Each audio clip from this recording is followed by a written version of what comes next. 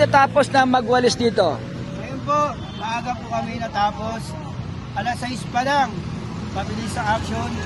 Dahil kay Orme. Kung anong bango ni Orme, ganun din ang bango ng Divisoria. Kaya bilis kilos tayo. Dati, anong oras kayo natapos dito? Dati, simula kami ng alas 3. Inaabot kami ng tanghali ng... Kaya alas 12 na tanghali.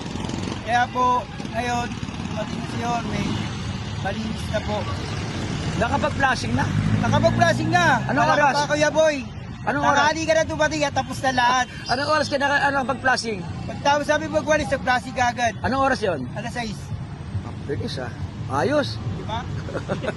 Anong oras ba duty mo? Alas 3 hanggang Hanggang alas 9. alas 9. Dati nag-overtime kayo alas 12. Wala po Hindi pa bayad yung overtime na yun. talagang ano, no? Wala po bayad yun. Talagang para sa Manila. Okay. Thank you. Ano ba pangalan mo? Okay po. Buboy. Salamat.